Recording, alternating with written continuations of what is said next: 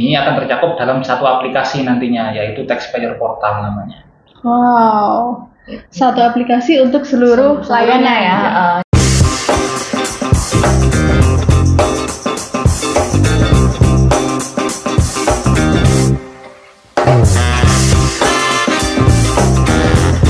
Deep Text, Deep Talk About Tax. Halo kawan pajak, selamat datang di Deep Text, Deep Talk About Tax.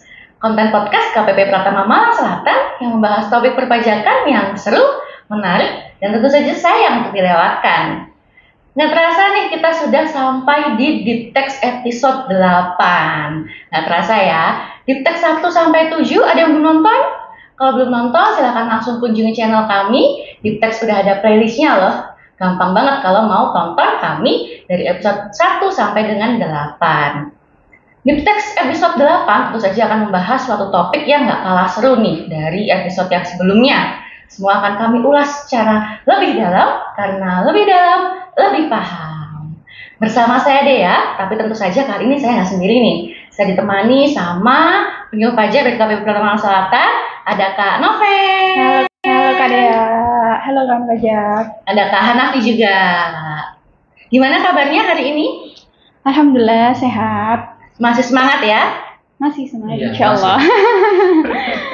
Harusnya lebih semangat lagi dong. Kan kita akan membawakan di teks khusus nih untuk kawan pajak sekalian. Kawan pajaknya aja udah semangat, tentu saja kita juga harus terus semangat ya. Kali ini kita akan ngobrolin tentang apa nih Kak Noven? Oke Kak Dea, kali ini kita akan ngobrolin tentang hal yang sering sekarang digaung-gaungkan nih Kak, yaitu terkait reformasi perpajakan. Dalam hal ini adalah Cortex. Nah, yang mana akan direncanakan, dia akan mulai digunakan sejak tanggal 1 Juli 2024. Nah, Cortex ini sendiri itu apa sih Kak Dea? Cortex itu adalah suatu proyek redesign atau re-engineering suatu proses bisnis administrasi perpajakan. Melalui apa? Melalui pembangunan sistem administrasi DJP pastinya ya, sistem intinya. Kemudian pembenahan basis data perpajakan, karena saat ini barangkali basis datanya ada yang perlu dibenahi nih, masih belum andal-andal banget nih gitu. Kemudian agar sistem perpajakan yang ada itu menjadi lebih mudah, andal, terintegrasi, akurat, dan pasti. Selain itu, dengan adanya Cortex ini diharapkan mampu meningkatkan kualitas layanan perpajakan. Jadi ada optimalisasi pelayanan, pengawasan, dan penegakan hukum perpajakan. Seperti itu, Kak. Jadi ini benar-benar redesign tuh diganti besar-besaran ya Kak Noven ya? Benar-benar diganti. Lebih ke sistemnya. penyempurnaan gitu. Oh gitu, penyempurnaan ya. Emang kenapa kok diganti Kak Hanafi mungkin bisa menjawab? Sesuai dengan yang disampaikan Pak Noven tadi, ada penyempurnaan ya, berarti ada sudah sampai batas maksimalnya mungkin sistem yang sekarang ya. Jadi kalau kita ketahui teman-teman pajak nih, kalau untuk sistem yang sekarang itu ada beberapa hal yang memang sudah terbatas. Kalau dibilang terbatas ya, iya tapi nggak terbatas banget juga. Intinya sudah maksimal lah di sistem itu ya. Contohnya nih untuk sistem pelayanan perpajakan nih misalkan. Nah, rata-rata yang saat ini ada, itu sistem perpajakan kita itu belum mengakomodir semua aplikasi yang ada. Jadi kita ingat ada DJP online, ada e-faktur, semuanya masih terpisah-pisah ya. Nah, ke depan dengan adanya Cortex ini, harapannya bisa jadi satu sistem aplikasi saja. Nah, kemudian ada peningkatan juga untuk beban akses dan pengelolaan data. Terus yang ketiga, ya kita nggak mau ketinggalan dong dengan teknologi yang berkembang saat ini. Udah makin canggih ya. Makin canggih, maka untuk sistem pun harus di-upgrade juga. Nah, kalau dari sisi kenapa kok diganti. Nah, kemudian ada tujuan lain di situ. Kita berupaya untuk memberikan manfaat yang sebesar-besarnya kepada wajib pajak. Nah, manfaat apa saja? Itu yang jelas tadi sudah disebut juga sama Mbak Noven. Kalau kita singkat, mantap namanya. Apa tuh mantap kan? Tadi sudah disebutin sama Mbak Noven tuh. Mudah, andal, integrasi, akurat, dan juga pasti. Disingkatnya mantap ya. Iya. Mantap is the best. Apa tuh Mbak Noven? Mantap is the best. Ini hanya guyonan aja ya, itu mantap is the best jargon Raffi gitu ya. Pokoknya kita ingat mantap kalau Cortex tuh. Oke. Nah, kuncinya ketika Cortex itu dijalankan, diharapkan bisa meningkatkan nih pelayanan kita kepada wajib pajak nih. Nah, hasil akhirnya tentu goals-nya adalah peningkatan dari kepatuhan wajib pajak sendiri dalam melaksanakan kewajiban perpajakannya. Bener banget ya. Jadi kalau kita ingin kepatuhan meningkat ya kita harus memberikan pelayanan yang lebih semaksimal baik. mungkin. Ya. Benar. Dan sebenarnya Cortex ini pun juga efeknya itu ke internal dan eksternal. Eksternalnya wajib pajak, internalnya kita gitu. Sama-sama ada manfaatnya gitu yang diperoleh dan adanya Cortex ini, Kak. Termasuk juga layanan kepada wajib pajak ini juga diterapkan secara 3C gitu. Apa itu 3C? Yaitu klik, call, and counter. Nah, klik sendiri itu adalah setiap kegiatan layanan perpajakan yang diakses melalui apa? Melalui situs web, kemudian program mobile, kemudian tanpa bantuan petugas pajak. Jadi secara mandiri wajib pajak itu memperoleh informasi atau layanan perpajakan itu tinggal klik gitu. Kemudian yang kedua adalah call. Call di sini adalah setiap kegiatan layanan perpajakan yang mana ketika misalkan wajib pajak itu ada yang perlu dengan petugas pajak, konsultasi dan lain-lain bisa menghubungi call center gitu. Kemudian yang ketiga adalah counter. Counter sendiri ini adalah permohonan-permohonan itu bisa disampaikan langsung ke KPP. Jika memang tidak bisa dipenuhi dengan klik dan call, maka langkah terakhirnya adalah dengan counter menemui petugas fiskus di KPP. Selain itu juga Cortex ini juga mendukung salah satu Business Direction DJP atau reformasi perpajakan secara keseluruhan ya, umumnya gitu ya. Yaitu apa? Omnichannel dan borderless services gitu. Jadi di sini akan memuat dari berbagai banyak saluran dan dia tidak terbatas waktu dan tempat karena bisa diakses dimanapun dan kapanpun gitu. Jadi memang benar-benar suatu reformasi yang besar banget ya. Jadi nanti akan omnichannel dan borderless services. Nah itu kan berarti kan untuk berbagai proses bisnis juga ya Kak Noveni dan Kak Hanafi. Di DJP sendiri yang sudah dirasakan oleh kawan pajak juga mungkin ya, proses bisnisnya ini kan ada banyak ya, macam-macam ya. Nanti yang berkaitan dengan wajib pajak apa saja nih yang akan berubah dengan adanya Cortex ini Kak Hanafi? Jadi kalau dari sisi wajib pajak sendiri ada 6 proses bisnis yang akan berpengaruh langsung ke wajib pajak nih.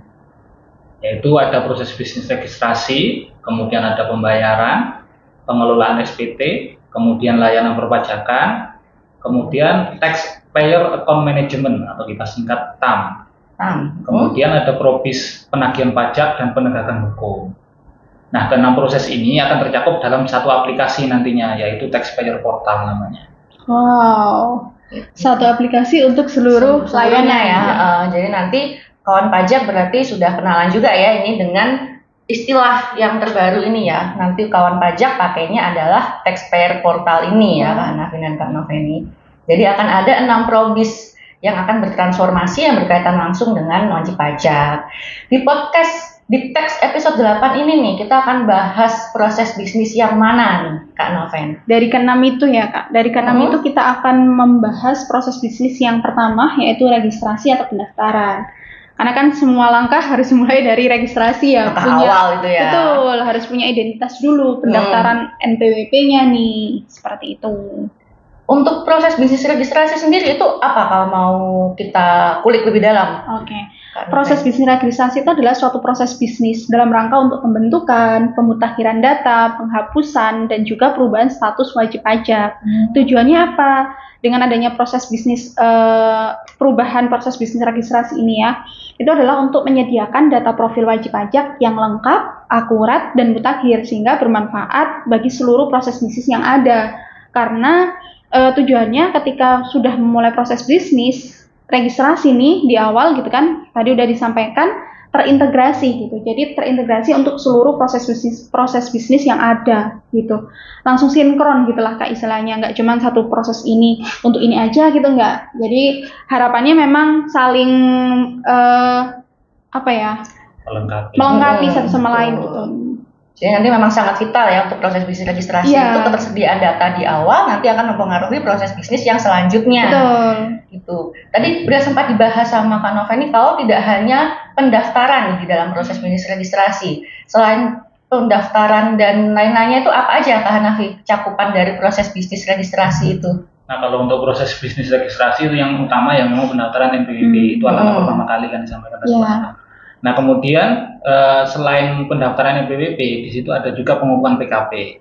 Nah, sebagaimana kita tahu kalau kondisi sekarang kan harus datang ke KPP ya untuk Ya, betul, untuk pengumuman pengumuman PKP.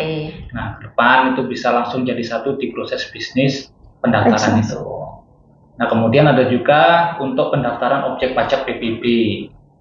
Kemudian ada evaluasi dan penetapan tempat terdaftar wajib pajak. Kemudian ada perubahan data dan status wajib pajak. Kemudian ada penghapusan dan pencabutan mau PKP, NPWP ataupun PPB tadi. Jadi pendaftaran utamanya ada di registrasi sini. Mau mendaftar NPWP atau mencabut NPWP, masuknya di satu pintu. Yaitu di Direktur Registrasi. Jadi nanti akan ada perubahan yang mendasarnya di situ ya untuk yang proses bisnis registrasi khususnya di pendaftaran NPWP nih. Nanti apa manfaat yang akan dirasakan oleh kawan pajak nih? Apa yang akan membuat dia berbeda dari yang proses bisnis pendaftaran awal sama yang nanti pas konteks? Manfaatnya itu yang pertama adalah terintegrasi. Jadi maksudnya adalah di sini menyajikan data dan informasi perpajakan wajib pajak dalam satu aplikasi, yaitu aplikasinya adalah TP Portal. Jadi Taxpayer Portal seperti itu. Jadi udah terangkum semuanya tuh di situ, Kak. Nah, kemudian ada komprehensif deh. Kalau komprehensif ini kan kita menampilkan data atau informasi perpajakan dalam satu sistem tampilan. Jadi kalau kita saat ini kan mengenal adanya DJP online ya, di situ sebenarnya sudah mencakup beberapa. Lumayan ya. Laporan SPT, pembayaran juga ada. Nah, nanti ke depan mungkin akan lebih kompleks lagi yang kita tampilkan di situ. Bisa jadi data pembayaran, data tunggakan pajak, data kewajiban yang belum dilaksanakan. Nah. Kemudian yang ketiga adalah andal.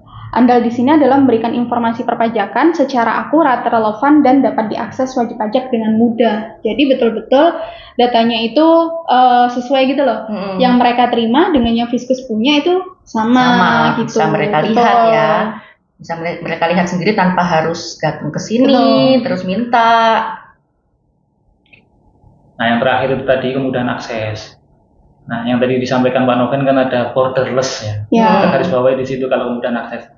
Intinya kan ketika wajib pajak mau melakukan kewajiban perpajakannya, tentunya yang diharapkan adalah kapan saja dia mau melakukan kewajiban pajaknya itu bisa. Intinya tidak terbatas oleh waktu maupun tempat. Nah, kalau yang seperti itu kan harusnya memang secara online ya. Iya. Karena kalau di KPP sendiri kan ada batasan waktu kerja, jam kerja, tempat harus ke sini. Jadi sekarang semakin dimudahkan dengan nanti adanya Cortex. Bisa dirangkum lagi nggak? Tapi kalau misalkan tantangannya saat ini di proses bisnis yang as-is ya, yang saat ini dirasakan khusus untuk proses bisnis pendaftaran itu apa sehingga perlu diperbarui? Tantangan kayak semacam kita untuk memperbaiki itu ke depannya ya. Yang pertama, saluran pendaftaran wajib pajak itu terbatas gitu. Karena yang sebelumnya itu manual, hanya datang ke KPP yang bersangkutan aja sesuai domisili. Kemudian habis itu memang sekarang sudah upgrade ya ke irek.pajak.id gitu. Cuma nanti irek pun akan dijadikan satu dengan tax portal itu. Jadi nggak sendiri-sendiri ya. Betul. Jadi lebih mudah mengingat ya, aplikasinya satu ini bisa untuk semuanya. Kemudian yang kedua adalah keterbatasan sistem dalam melakukan validasi pada saat data pendaftaran. Misalkan orang pribadi gitu ya melakukan pendaftaran NPWP, maka itu kan akan menginput NIK gitu. Nah, diharapkan dengan adanya Cortex ini, validasinya itu langsung by sistem, langsung terhubung dengan data pemilik datanya gitu, misalkan di Spenduk Capil. Kemudian ketiga adalah proses bisnis registrasi ini belum sepenuhnya terintegrasi, seperti yang tadi masih satu persatu gitu, belum satu aplikasi. Dan yang keempat adalah integritas data WP dalam sistem masih belum optimal, Kak, gitu. Jadi belum andal benar ya, belum bisa dipastikan kebenarannya jadinya. Nah, jadi tadi dari sekian banyak tantangannya, kemudian apa sih kunci-kuncinya nanti yang akan ada di Cortex? Berarti kan bisa kita simpulkan bahwa nanti Cortex itu akan membawa perubahan yang sangat signifikan ya di dalam proses bisnis pendaftaran ini sendiri. Apa saja sebenarnya nanti perbandingannya antara proses bisnis yang sebelum adanya Cortex dengan saat nanti sudah adanya Cortex, Kak Hanafi? Jadi kalau kita mau bandingkan, misalkan ini, kalau kita lihat kondisi yang sekarang ya, untuk pendaftaran tadi sudah disampaikan Pak Noven ada 2 cara, yaitu manual dengan mengisi formulir terus datang ke KPP domisilinya, masih terbatas di domisili. Nah kemudian ada IREK yang secara online ya. Nah ke depan kita akan borderless tadi, KPP pun borderless. Jadi pelayanan untuk pendaftaran NPWP secara manual itu bisa dari KPP mana saja. Tidak terbatas lagi ketika misalkan kita, ini alamat kita misalkan di Malang, kita harus ke Malang mana, kita bisa milih KPP mana saja yang dekat dengan kita, misalkan seperti itu. Nah kemudian kalau yang terkait dengan IREK secara online ini kan seperti kita sedang menjalani setengah dari separuh dari korteks proses bisnis data. Ya. Kita seperti belajar dulu di situ. Nah di situ ketika wajib pajak melakukan pendaftaran sebenarnya sudah ada validasi dari Dispenduk Capil, tetapi di KPP tetap ada proses penelitian. Oh gitu. Tuh. Nah kemudian nanti ketika Kortek ini berjalan akan ada tambahan sarana lagi, tuh, yaitu melalui PJAP, saluran lain PJAP, penyedia jasa aplikasi perpajakan maupun aplikasi yang lain yang berkaitan dengan pajak sendiri. Contohnya ada OSS misalkan. Oh gitu. Jadi lewat situ pun juga bisa daftar NPWP nanti Kak ya. Nah kemudian kalau dari sisi sarana ya, kemudian ada sisi dari syarat pendaftaran sendiri. Kalau syarat pendaftaran sebenarnya tidak banyak berubah sih. Kalau mendaftar manual berarti kan kita harus mengisi formulir terlebih dahulu. Kemudian kalau secara online ya berarti kita mengisi di dalam situs gitu tersebut. Nah tadi yang IREK kan masih aplikasi tersendiri, ke depan akan digabung dengan proses bisnis yang lain di proses bisnis registrasi Kortek. Nah disampaikan Pak Noven tadi juga bahwa ada validasi yang harus manual ataupun secara sistem, ke depan itu akan benar-benar otomatis secara sistem, khususnya terkait dengan data NIK. Yang akan di cross check langsung dengan pemilik datanya, yaitu Dispenduk Capil. Jadi itu sudah banyak digaungkan juga ya, kalau NIK menjadi NPWP. Itu juga salah satu bentuk penerapan Korteks juga ya Kak Noven dan Kak Hanafi. Jadi kalau misalkan NPWP digantikan dengan NIK, apakah berarti memang format NPWP di Korteks nanti berubah? Kalau berubah berarti formatnya seperti apa Kak Noven? Untuk format NPWP sendiri itu memang sesuai dengan PMK 112 ya, yang mana telah diperbarui dengan PMK 136. Format NPWP menjadi 16 digit. Nah 16 digitnya itu apa saja gitu? Mengingat wajib pajak itu terbagi menjadi orang pribadi, badan atau instansi pemerintah, dan wajib pajak cabang gitu kan. Nah untuk orang pribadi sendiri saat ini memang masih NPWP-nya 15 digit, termasuk ketika melakukan pendaftaran hari ini gitu misalkan, itu akan memperoleh NPWP 15 digit. Nah cuman ke depannya itu akan digantikan dengan NPWP 16 digit gitu. Ketika wajib pajak proses pendaftarannya adalah saat ini Kak, itu akan memperoleh 2 NPWP nih, NPWP 15 digit dan juga NPWP 16 digit, yang mana adalah menggunakan NIK gitu. Nah pada saat melakukan pendaftaran itu WNI ataupun WNA yang merupakan penduduk Indonesia itu akan tervalidasi langsung nih, di mana di Dispenduk Capil gitu, karena yang punya data NIK adalah Dispenduk Capil. Valid nggak sih gitu? Kalau nggak valid ya nggak akan bisa meneruskan gitu. Bagusnya di situ nih datanya udah akurat kan gitu dari awal. Kemudian ketika WNA kan ada aja ya WNA yang datang di Indonesia memang bekerja, kemudian ada paspor dan kartu izin tinggal, itu juga bisa dan berhak untuk mendapatkan NPWP. Dan validasinya seperti apa? Yaitu dari data Direktorat Jenderal Imigrasi. Mungkin banyak yang bertanya, kenapa sih kok menggunakan NIK gitu kan? Karena ya tujuannya adalah untuk meningkatkan integrasi data Kak, dan memudahkan pertukaran data di antara pihak-pihak ketiga. Karena yang lain-lain kan juga pakainya NIK ya Kak Noven ya. Kalau kita mau beli rumah, berarti pasti ada data NIK-nya. Itu kan juga salah satu proyek nasional ya. Gitu. Kemudian yang kedua untuk NPWP badan ataupun instansi pemerintah. Sebelumnya NPWP-nya 15 digit, nanti akan beralih menjadi 16 digit. Dengan cara apa? Dengan menambahkan angka 0 di depan NPWP lama, sehingga menjadi format 16 digit.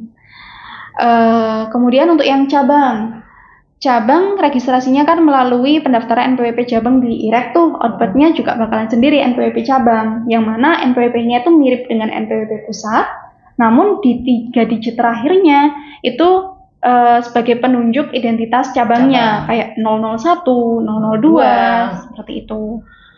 Dalam hal kaitannya pelaporan dan pembayaran itu sendiri-sendiri. Jadi pusat ataupun cabang itu melakukan kewajibannya sendiri-sendiri. Nah, next to be-nya seperti apa? Identitasnya NPWP-nya akan digantikan dengan NITKU. Apa tuh Kak Nova NITKU? NITKU itu adalah nomor identitas tempat kegiatan usaha. Jadi nanti akan mendapatkan 16 digit NPWP pusat sama persis gitu. Hanya saja ditambahkan 6 digit nomor urut cabang. Jadi misalkan cabangnya ada 10 gitu ya, akan urut gitu 6 digit nomor urut cabang itu. Dan dia diperolehnya dari mana? Otomatis by sistem Kak. Gitu. Nah, kewajiban pelaporan dan pembayarannya itu terpusat menggunakan NPWP pusatnya. Jadi cukup satu aja ya. Cukup satu saja. Lebih mudah jadinya. Lebih mudah. Ya, jadi tadi itu sudah dijelaskan untuk perubahan format NPWP baik bagi orang pribadi, badan maupun cabang. Ya Kak Noven ya. Ada sedikit perubahan, tapi itu tentu saja untuk memudahkan nanti semuanya jadinya 16 digit ya. Kemudian yang sering ditanyakan lagi yaitu kalau misalkan berkaitan dengan NIK, kalau orang pribadi nih ada suami istri, berarti kan suami punya NIK, istri punya NIK. Nah, berarti untuk pemadanan NIK NPWP-nya gimana, Kak Hanafi? Jadi ini mungkin konteksnya dengan NPWP yang sekarang ya, jadi ada NPWP suami punya NPWP sendiri ataupun istri yang punya NPWP sendiri atau mungkin NPWP suami istri yang digabung. Nah, kalau kita ke kondisi pertama dulu, ketika istri tidak memiliki NPWP sendiri, tetapi NPWP-nya gabung dengan suami, maka yang wajib dilakukan validasi adalah NIK dari suaminya. Oh, cukup satu aja. Nah, kemudian data istrinya dan anak-anaknya dimasukkan ke dalam data unit keluarga, dan itu sebaiknya divalidasi juga, harusnya memang divalidasi juga. Oh, tetap ada validasinya ya, Kak? Kemudian ada untuk istri yang memiliki NPWP sendiri.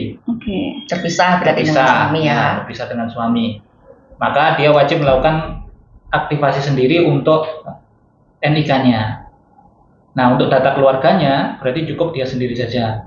Yang istri. Kalau yang suami tadi kita masukkan data keseluruhan, data istri, anak dan juga tanggungan yang lain. Kalau yang khusus satu orang untuk istri saja NPWP istri, ya cukup dia sendiri. Oh gitu. Jadi kalau untuk yang suami istri sudah terjawab ya, tergantung dari kondisinya gabung atau berpisah kewajiban perpajakannya. Maksudnya terpisah NPWP ya? Iya, terpisah NPWP ya kawan pajak ya. Mohon maaf ya, bukan terpisah yang lainnya. Kalau next kalau misalkan yang berbentuk bukan orang pribadi, berarti yang badan nih Kak Noven, gimana validasi NPWP-nya? Seperti apa? Untuk badan sendiri itu kan dibedakan ada badan hukum, ada badan usaha, sama badan lainnya atau lembaga lainnya. Nah itu validasinya sendiri-sendiri Kak. Kalau orang pribadi pakai NIK, Capil. Kalau badan hukum itu kayak contohnya PT, perseroan perorangan, yayasan, perkumpulan dan koperasi itu akan divalidasi oleh sistem SABH atau sistem administrasi badan hukum yang ada di Ditjen AHU. Sementara untuk badan usaha seperti CV, firma, persekutuan perdata itu akan divalidasi melalui sistem administrasi badan usaha atau SABU Ditjen AHU. Dan ketika wajib pajak itu mendaftarkan diri sebagai lembaga lainnya atau badan lainnya, maka akan divalidasinya melalui portal wajib pajak ataupun datang langsung ke KPIT. Gitu Kak. Oh gitu. Kalau untuk validasi badan tadi ya, tadi juga diklasifikasikan ya badan-badannya itu tadi ada yang badan usaha, badan hukum, tergantung dari jenis bentuk badannya kawan pajak gitu. Nah itu tadi kita sudah membahas tentang Korteks secara keseluruhan, terus kita juga sudah bahas nanti di Korteks proses bisnisnya yang berubah apa aja, sudah kita bahas juga. Terus hari ini kita bahas registrasi, sudah mendalam juga kita bahas apa saja yang akan berubah nanti di Korteks mendatang khusus di proses bisnis pendaftaran. Kalau misalkan saya simpulkan sedikit, nanti kuncinya adalah kemudahan untuk pelayanan wajib pajak di proses bisnis pendaftaran, jadinya bisa omni-channel dan borderless itu tadi. Terus yang ingin saya tambahkan lagi, mungkin yang selalu terngiang-ngiang juga adalah mantap ya Kak Noven ya. Tadi mantap is the best. Tadi mantap apa aja Kak Hanafi? mudah, andal, terintegrasi, akurat, dan Pasti. Pasti itu diinget-inget ya kawan pajak, mantap. Mungkin dari Kak Hanafi dan Kak Noveni ada tambahan lagi? Mungkin ini ya kaitannya sama NIK juga ya, yang untuk orang pribadi. Oh, iya. Silakan untuk yang belum, bagi yang belum nih ya, bagi yang belum jangan lupa untuk melakukan pemadanan data NIK menjadi NPWP, karena nanti pada tanggal 1 Juli 2024 itu NPWP 15 digit tidak akan bisa digunakan gitu. Maka segera untuk melakukan pemadanan data secara mandiri melalui di DJP online, ataupun jika ada kendala bisa menghubungi KPP gitu untuk dilakukan perubahan datanya gitu. Kecuali kalau misalnya ada salah, nggak valid di NIK-nya, nah itu yang harus dibenahi adalah di Dispenduk Capilnya. Bisa jadi terjadi seperti itu. Betul. Ya. Jadi sebelum nanti waktunya semakin mepet, sebelum 30 Juni 2024, kawan pajak yang belum pemadanan NIK NPWP bisa segera melakukan pemadanan. Betul. Dari Kak Hanafi mungkin? sudah cukup kayaknya. Sudah cukup. Oke, kita sudah bahas semuanya secara lebih dalam. Terima kasih kawan pajak yang sudah menonton episode 8 ini sampai akhir. Semoga bermanfaat untuk kawan pajak dan kita semua. Kawan pajak jangan lupa tonton Deep Text, Deep Talk About Tax episode 1 sampai dengan 8 sudah bisa ditonton di playlist channel kami. Jangan lupa juga untuk like, komen, dan subscribe channel KPP kami, KPP Malang Selatan, ada di YouTube. Akhir kata, wassalamualaikum warahmatullahi wabarakatuh. Sampai jumpa di Deep Text selanjutnya. Deep Text Lebih dalam, lebih paham.